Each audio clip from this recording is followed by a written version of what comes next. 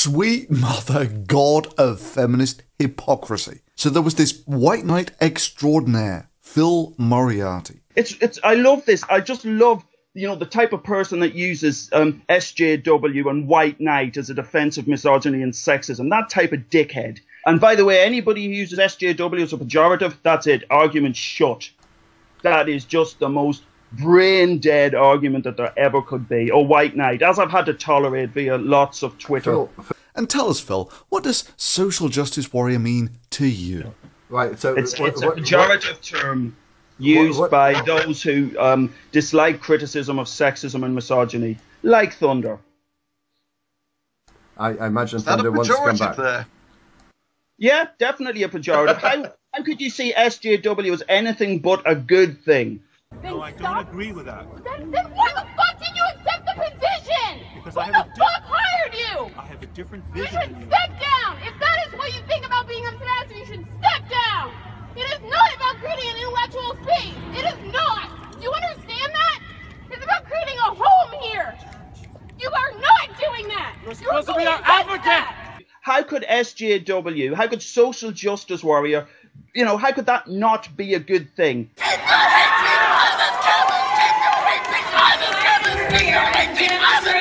Because people are typically judged on the actions. So if you're saying that you disagree with her approach, it means that you are vested in the Western and Eurocentric way of understanding, which means you yourself still need to go back internally, decolonize your mind. Yes, you've got to go back and decolonialize your mind of all that horrible stuff about trying to form predictive models of utility about reality. Yeah, all that predictive stuff, you've got to get rid of that if you want to study decolonialized science. Western knowledge is very pathetic, to say the least. I, from a decolonized perspective, believe we can do more as knowledge producers, as people who are given the ability to reason or whatever is that. Yes, you're about to be given the pearls of wisdom of someone who thinks that, say, for instance, voodoo should be included as real science where Newton shouldn't. Brace yourselves, this may well induce a nuclear facepalm. People say we do when we think or rationalize. So decolonizing the science would mean doing away with it entirely and starting all over again to deal with how we respond to the environment and how we understand it. Thank you. But the thing is about social justice warriors is they tend to get judged on their actions, which is why SJW tends to get used as a pejorative. Okay, I didn't follow that at all. Right, so if SJW is being used as a pejorative, it means that there is something wrong with fighting for social justice. Agreed? No, it means that there is something wrong with the people who...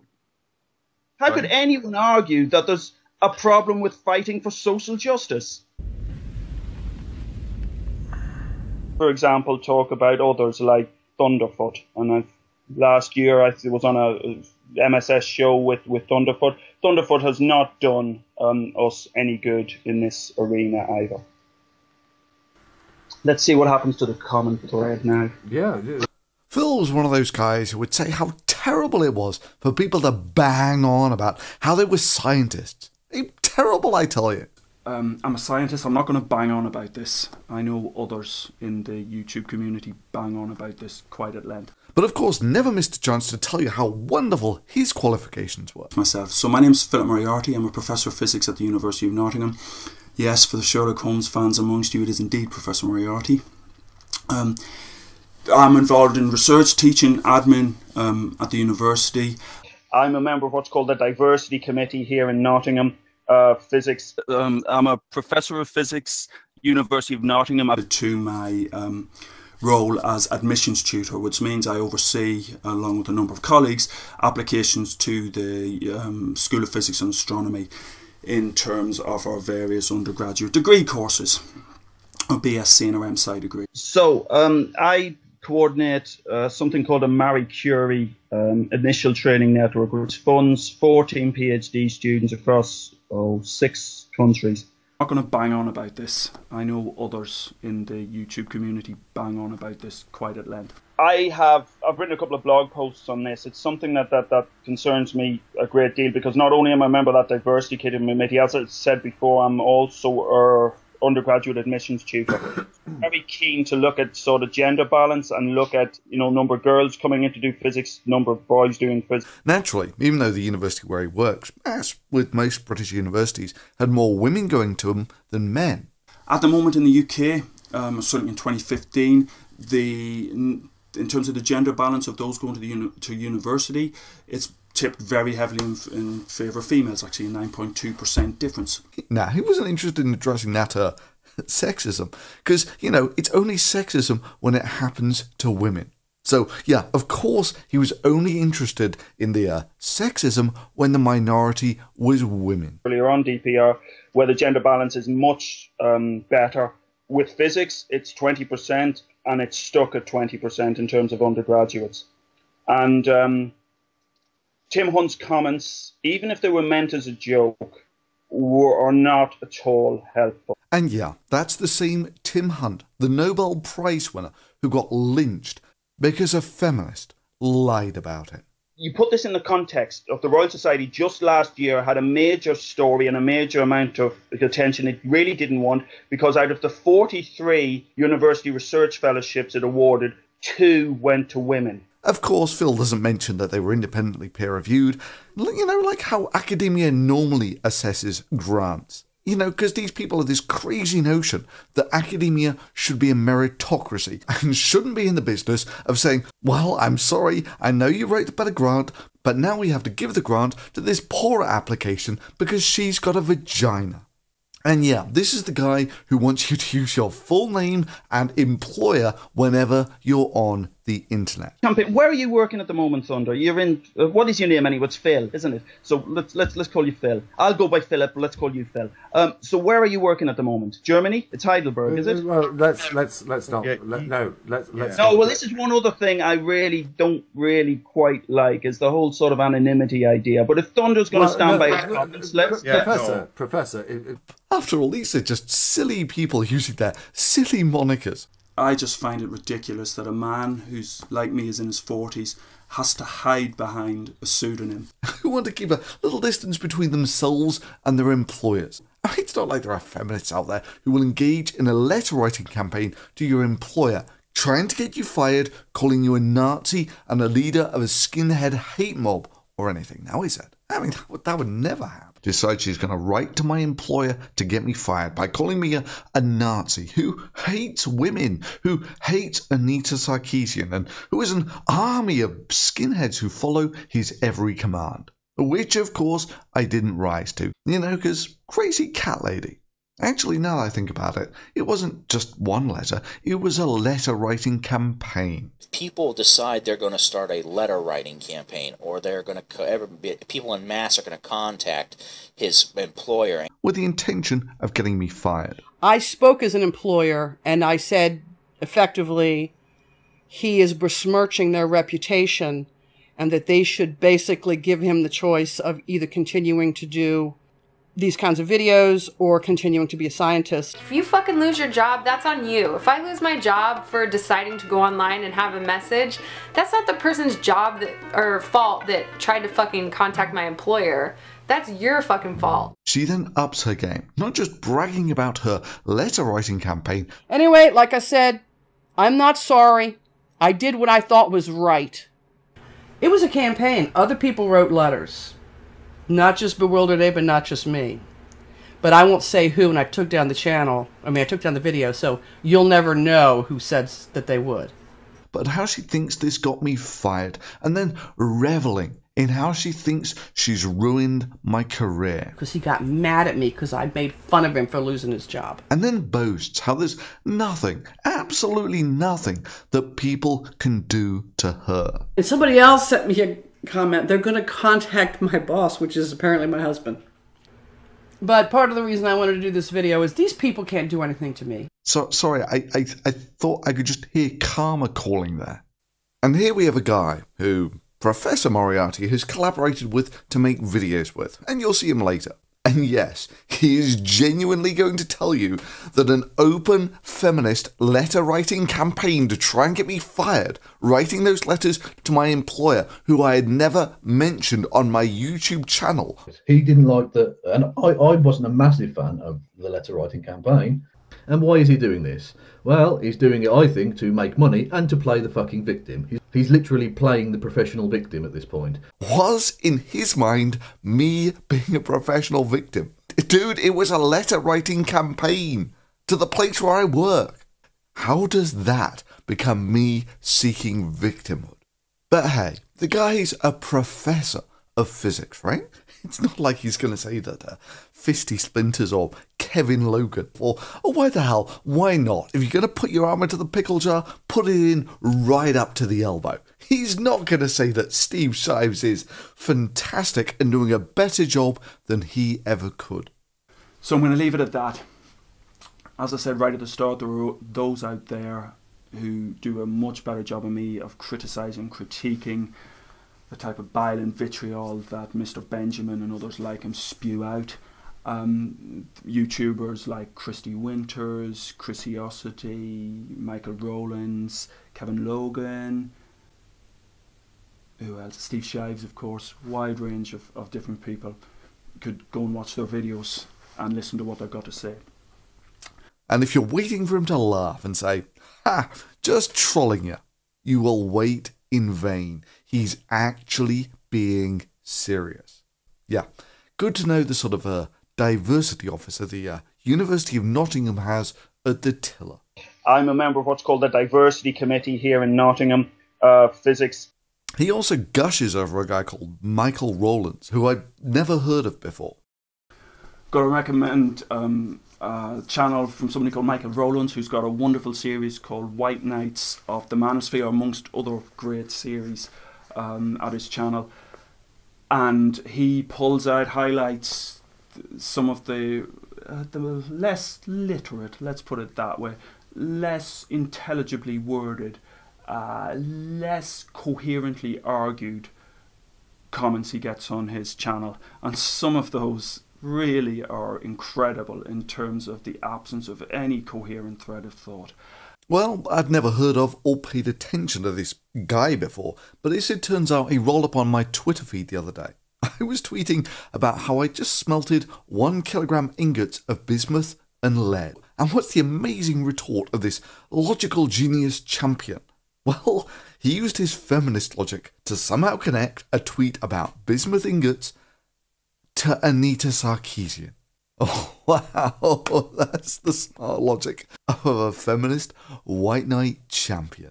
Now, Phil and I met on a talk show called the Magic Sandwich Show many moons ago, but he just couldn't accept this part that we're a sexually dimorphic species, no matter how many times and how slowly I explained it to him. Start with the basics. Do you disagree that there is sexual dimorphism between men and women?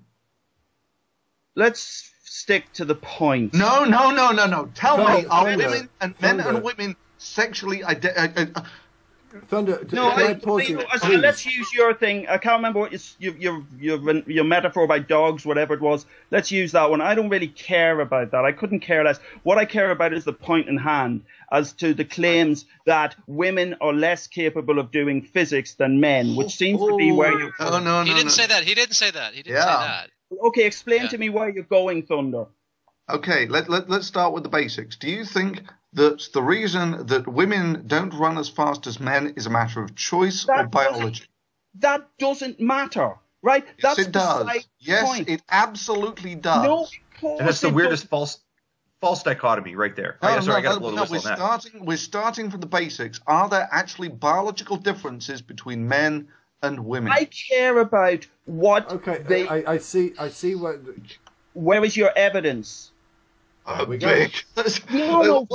you're a scientist. I can claim that my favorite example is that, let's drag religion in. I want to try this back. 1 second. You need evidence. 1 second, please.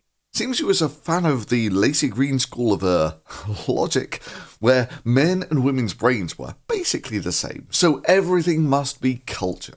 There are a lot of people with opinions about gender, but today we science, and I hear you do some sciencing now and then, Vanessa. You could say that. And it's no use saying, and this is in effect Mason's argument, it's no use saying, well, men are obviously different from women, therefore sexual dimorphism. So the old saying goes, men are from Mars and women are from Venus. And there's a lot of debate about this, right? Is there such a thing as a female brain or a male brain? However, one of the reasons I've spent some time critiquing Mason, trying to interact with him, trying to get him to give me some evidence for his, frankly, evidence-free views on this sexual dimorphism. Well, it's difficult to categorize a brain as either male or female. So let's say you cut a brain open and you look at two parts, you wouldn't be able to say if it was male or female or even from a transgender or gender neutral person. So if there's no such thing as a female or a male brain then, what's going on with differences that we see in people's behavior? So the differences we see in people's behavior are mostly a result of our environment and not our biology. Of course, you don't have to think about it long or hard to realise that's complete bullshit. If men and women's brains were basically the same, then why is it that men mostly want to have sex with women and women mostly want to have sex with men? Yeah, I'm pretty sure this is the way horny teenagers have always been, even before they had classes and culture to teach them about. Quite keen to revisit this and debate this topic again with Mason. Does anyone contest here that the reason that we break up the Olympics by gender into males and females is because of sexual dimorphism?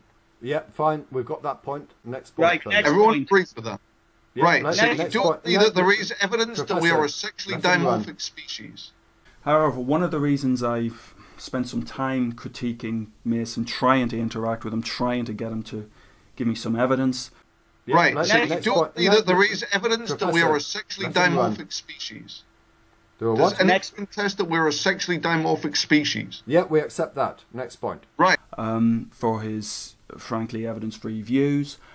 Does anyone contest that we're a sexually dimorphic species? Yeah, we accept that. Next point. Right. So why do you think the sexual dimorphism stops with physique? So what I'm getting at here is it's kind of like the Olympics, right?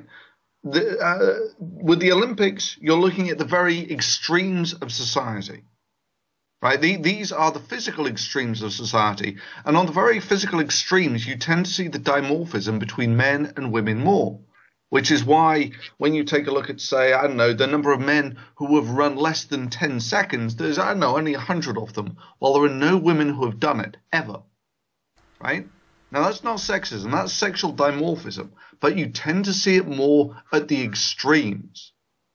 And I think you'll find that just like the physical differences between men and women, that those actually manifest themselves in other aspects of the physiology as well. To make your point good, Thunder. But for some reason, Moriarty's great logic just couldn't accept the obvious conclusion that men and women are different. So it would be expected, it would be the expectation that you wouldn't get parity of outcome. Let's take another one which we could probably all agree on, which are testosterone and estrogen. Right, two hormones that sort of pump around the bodies of mostly, I mean, men and women both have them, but they're largely in different quantities. And right, so do you think that these hormones affect behavior? You've made it. It's exactly as DPR said. I don't want to go around in circles here, but you've made an incredible on the basis of no evidence. Right? Yeah, the thing is, what do you mean no evidence?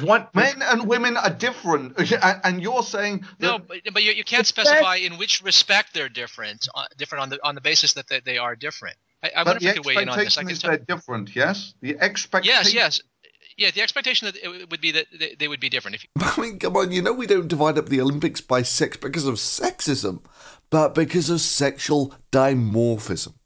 But no. Moriarty was absolute. Just because you're shown we're a sexually dimorphic species and wouldn't expect equality of outcome, he just comes out and says, yeah, but what's your evidence that that's true? Or whatever. As well. To make your point good, Thunder. I mean, it's like accepting the theory of gravity and then saying, yeah, but what's your proof there's actually gravity on the far side of the moon? Where's your evidence for that? Now, at the time, I just didn't deem Moriarty worthy of a response. You know, when someone says that Steve Shives is wonderful, a warning. He, however, couldn't leave it alone. So after we exchanged a few fairly polite emails, well, I just told him, you know, as a professional courtesy, that I was actually kind of busy and didn't really have time for it then, and maybe he should contact me again when I was less busy. He still wouldn't leave it alone. So I thought, fuck it, I'll just troll the guy for the lulz. Seriously, in one portion of this email exchange, I wrote him an entire 70 words, to which he replied with over 3,500. You know, when I said, learn brevity, I might have had a point. But, you know, Phil had to get his condescending opinions in there about... Dear Phil, I'm enjoying this exchange a great deal. It's remarkably informative, despite, actually make that because of, the semi-literate brevity and amusingly weak evasiveness of your responses. You're a research scientist with a PhD who apparently can't parse a few paragraphs of text. It's beyond your reading comprehension and debating capabilities to respond, in grammatically correct and coherently phrased English, to a detailed rebuttal of your evidence-free arguments. Really? Instead, we get a thoroughly weak, wholly unconvincing and astoundingly lazy TLDR. I mean, how retarded do you have to be to say, you know, I really want to debate this guy. I know I should be really condescending and arrogant, and if I'm condescending and arrogant enough and insult him enough in private emails, then he'll super want to debate me. And he's doing this to a guy who he knows has a super busy schedule, with like half a dozen international trips within 6 months. Yeah, social skills absent, presumed missing. And yeah, eventually I just took pity on the guy. Okay, you're just too dumb to realise when you're being trolled. However, honestly, while trolling you is kind of fun. Oh, who am I kidding? I've not laughed so much for ages. Oh, please, for the love of God, publish the emails. The reality is, I'm just way too busy for this sort of petty crap. Thanks for playing. Oh, and by the way, next time try being honest, and you might find it reciprocated. End of line. And even after that, he was going around calling this a debate. So the core focus of this video is really a debate I've been having with, rather one-sided debate, it's got to be said, with somebody called Philip Mason. So Mason is a PhD chemist. He did, and yes, that's him unironically using social justice wiki. I mean, seriously, he thought this was a real reply. Oh noes, the Nottingham prof is going to publish his last half dozen emails, great spelling of emails by the way, trolling like that. I mean, that's my level of trolling, where he tries to troll me with childish insults. That'll show he a grown-up. He thought that was real. Or your lack of self-awareness amuses me. He thought that was such a profound argument that he had to write a 200-word response. Honestly, what the hell is Nottingham paying him for? Oh yeah, that's right, diversity officer. Oh, and does this mean we're not friends anymore? You know, Phil, if I thought you weren't my friend, I just don't think I could bear it. Does this mean we're not friends anymore? You know, Ed, if I thought you weren't my friend, I just don't think I could bear it. And even after that, he wrote me so many emails I had to open up a spam folder, because he wrote to me a further 14 times till I just made it known in a video that I had created a spam folder for him. I mean, Jesus, dude. Even more moronically, he did all of this under his University of Nottingham email account, with the admissions tutor of the University of Nottingham footers, where, I shit you not, he told me that if I didn't get back to him within a week, he would assume that he had the right to publish all of the emails, even when the footer of the emails this was all sent on said they were private and confidential. And even when I said, yeah, sure, go ahead, publish the emails, because all I'll do is show how epically easy it was to troll the guy, and how dumb he was for writing 1,000-word replies to things like this. So yeah, if anyone's feeling bad about me reading out his emails, as I mentioned earlier, he threatened to release them if I didn't respond in time. And when I said, yeah, sure, publish the emails, and then he did a collaboration with Kevin Logan, the guy who mocked me because my dad was dying of cancer, where he actually read his portion of the emails and got Kevin Logan to read mine, and then he got Kirsty Winters to promote it. Yeah, I think he might have crossed the line of putting this into the public domain himself. Yeah, let's just remind ourselves of the caliber of feminists that Professor Moriarty thinks that can represent feminism better than he can. As I said right at the start, there are those out there who do a much better job than me of criticising, critiquing the type of bile and vitriol that Mr. Benjamin and others like him spew out. YouTubers like Christy Winters, Chrisiosity, Michael Rowlands, Kevin Logan. FYI, the reason I stick with my childish pseudonym is because I like to think that an idea stands on its merit. Keep up the good fight though. It's always good to see a white man infantilizing women in the name of feminism, to the extent that he believes they can't do physics unless someone holds their hands and encourages them, and then having the lack of self-awareness to think that he just wants women to be treated as equals. Oh, by the way, I'm at a reactor doing an experiment, and I'll be doing another at another reactor at the end of June. Enjoy your teaching, or marking, or whatever it is you're doing. Smiley face, Thunderfoot.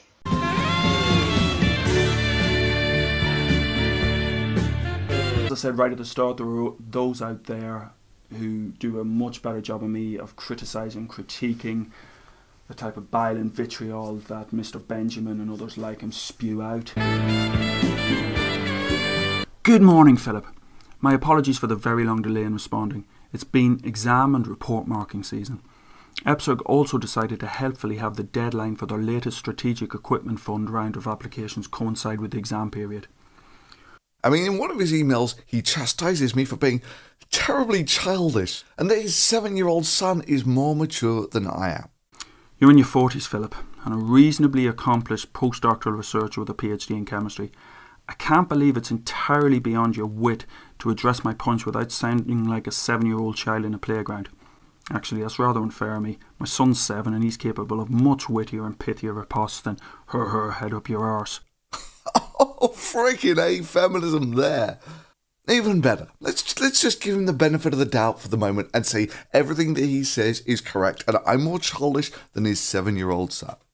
That means a grown professor of physics in his 40s wrote well over 5,000 words to try and debate someone when they considered them less proficient than their 7-year-old son. Which is especially ironic given the advice of his favourite feminist who he actually invited to give a talk at Nottingham University, Kirsty Winters. It would be good to either have you there as a sort of video presence or indeed in person to do a session, to do a seminar for that.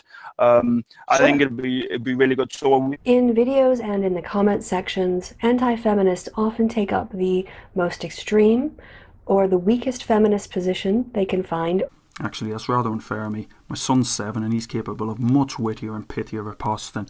As I said to Dr. Mason, that's the behaviour of a 7-year-old, and in fact I'm being unfair to 7-year-olds by saying that, because most 7-year-olds can come up with a wittier response than that. My son's 7, he can certainly have a pithier and more erudite response than... Instead, why not take up the strongest, most robust feminist argument you can find and really challenge yourself? Someone should really make him a diversity officer. Ah yes, Professor Moriarty. That's a truly impressive collaboration you did there with a man who you say does a much better job of defending feminism than you do. Truly, it's an inspiration to all people who aspire to be professors of physics in their 40s. Hell, I could go on at some length, but I think you get the point. Being a professor doesn't mean that you're smart enough to realise that Steve Shives is a Category 5 moron. So I was rather surprised the other week to find out that he'd actually quit YouTube, Twitter, and his blog. Complete rage quit. Well, my first thought was maybe he had some sort of epiphany about all the crap he'd actually spouted and just quit out of shame. I love this. I just love, you know, the type of person that uses SJW and white knight as a defense of misogyny and sexism. That type of dickhead. And by the way, anybody who uses SJW as a pejorative, that's it. Argument shut. That is just the most brain-dead argument that there ever could be. Or white knight, as I've had to tolerate via lots of Twitter. Maybe he just couldn't take it that all those dickheads were actually presenting more rational and convincing arguments than he could. However much I have concerns and irritations about the behaviour of Dr. Mason, that they pale against my intense, I'm going to say, dislike of Mr. Benjamin. I think he's an odious man, an absolutely odious man. Or maybe the University of Nottingham were just kind of nonplussed to have them smearing their name over all of his actions. You know, don't get back to me my Monday, I'll assume I have the right to publish the emails. So being more than a little curious, because this was just a few weeks after I said, yeah, I don't debate enemies, I bury them, I decided to take a closer look. Now, it's difficult to know what happened for certain because he deleted everything, and all that's left is hearsay. However, it does appear that pushback from the internet was involved. Now, the last video I could find of Professor Moriarty looks to be just before he quit, where he basically says it wasn't worth his time, in direct contradiction to what he'd said just a few months earlier, where he was justifying why it was worth his time. If I were to estimate how much of the sort of SJW versus anti-SJW exchanges I've had have been useful, 10, 15%. Do a cost-benefit analysis in terms of the other stuff I have to do. That's not worth it. It's not worth it. So one of my New Year's resolutions, as I said, is I'm going to cut down on this side of things. Explain my rationale for actually critiquing these people and address quite a few of the questions and comments that I've received under the video, under the blog posts, and indeed also I've received a few emails directly to my email account, which is University of Nottingham email account, which is absolutely fine. I'm very happy to do that. New Year's resolutions, as I said, is I'm going to cut down on this side of things because it is like debating with somebody who's incredibly religious, and I come from an incredibly religious background. Yeah, Professor, because no one could ever make headway against a religious mindset with, say, for instance, convincing arguments now, could they? Or maybe he was just frustrated that no one would believe in his religion, you know, because he made really crap arguments for it. So yeah, it looks like Moriarty had decided that he couldn't put forward convincing arguments for feminism anymore. However, also, there was this drama shit show when Baring was doxxed. And yes, Moriarty's favourite feminist, Christy Winters, was front and centre in that. Hey, hang on, what date did you say this website released my docs? On or about December 6th. And what date did you say you took these screenshots? On December 6th, when I took this screenshot 2 days ago. Wow, so the day that this website releases my docs, which you had nothing to do with, you just so happened to be front and centre to have a good look at it. That is a coincidence. December 6th. A well-known website that I will not put their name out there because I don't want to promote the doxing.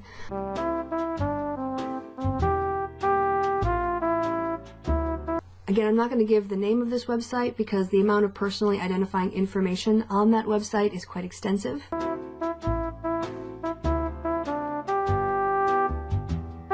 Again, I'm not going to give the name of this website.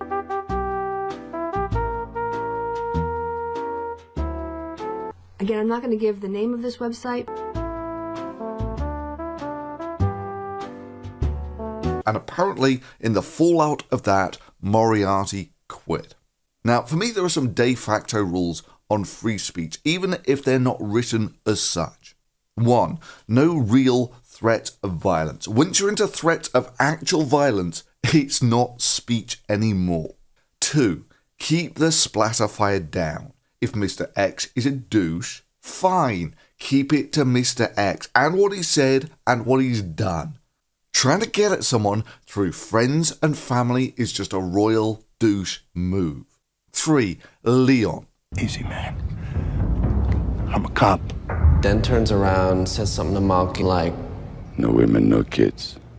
Well, okay, no kids, because they ain't really ready to deal with this sort of shit yet. That's why they're called kids. If they're full adults shooting their mouths off online, it's all fair game.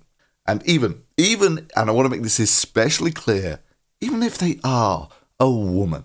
4, don't be a douche. Don't target someone's job just because you don't like what they say online. Trying to mess up someone's real life is just a really jerky thing to do. Oh, and yeah, internet karma can be swift and has a brutal sense of irony. But of course, this is reality. Nothing is black and white. You've got to temper all this by, is it credible and the such like, or is it just some douche trolling? And you got to bear in mind, Moriarty is not the smartest cookie here. I mean, I am a rank amateur when it comes to trolling. But still, Moriarty mistook this for actual, real debate. So yeah, if someone's saying that they're a sniper with 50 confirmed kills and they have you in their sights.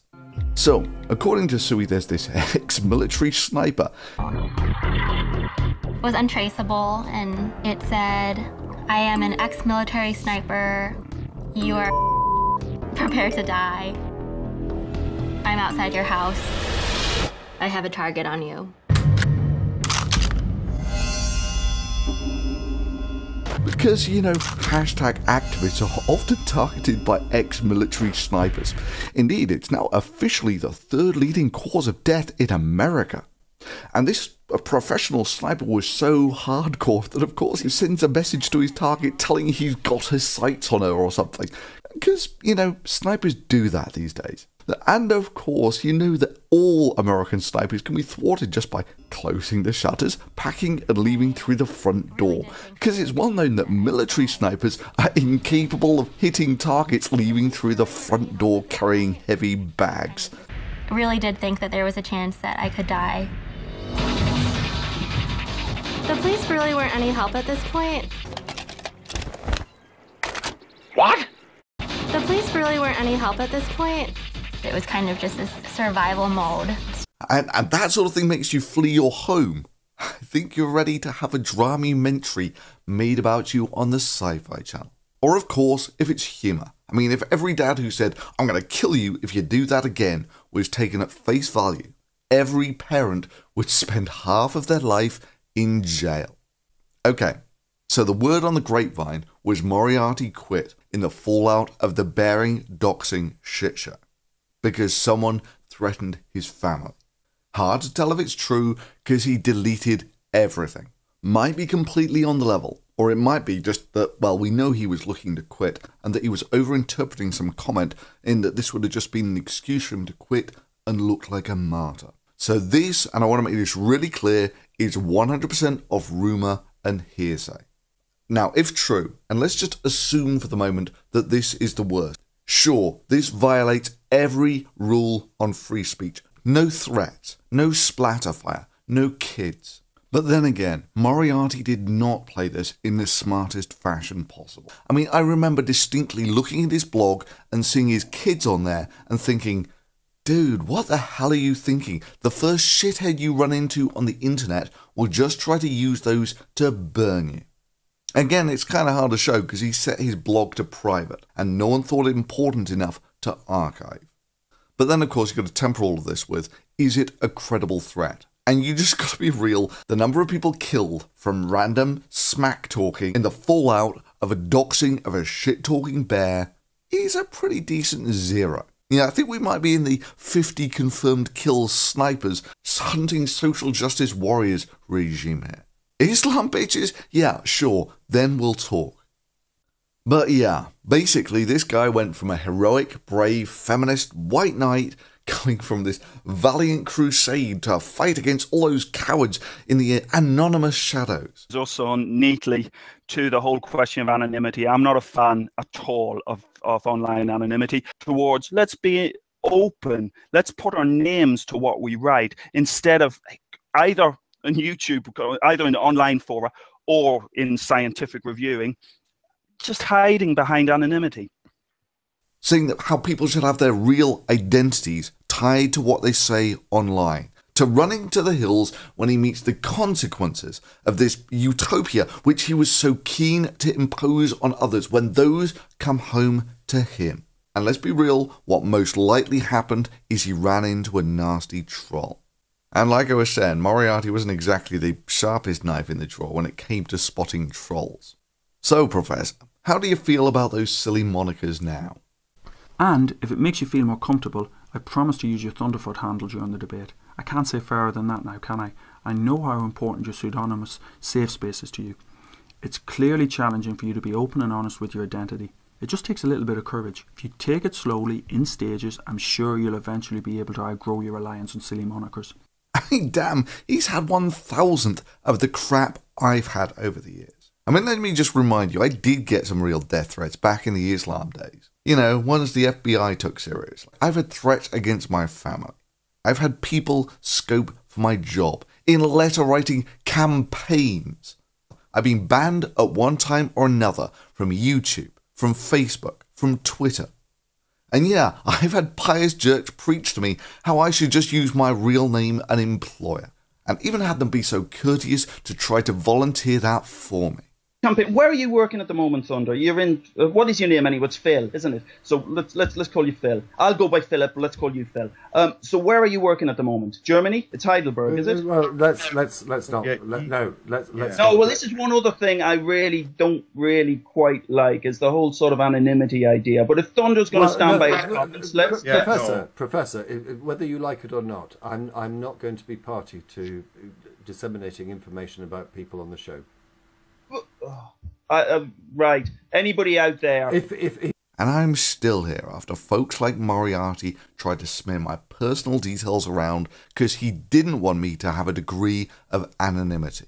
So yeah, best guess at what happened, you know, in the absence of anything concrete. Moriarty, who of course was so keen to remove anonymity from others, you know, along with the allies he made videos with. Why is it that you go on and fucking on about safe spaces and trigger warnings and delicate little flowers, but continue to hide behind your cartoon avatars and your childish pseudonyms, and whenever anyone calls you out on your sexist, racist, homophobic, bigoted rhetoric, you... He merely got a glancing clip of the spotlight he wanted shone on everyone else. A glancing clip by a troll who had no respect for the rules. A royally douchey troll.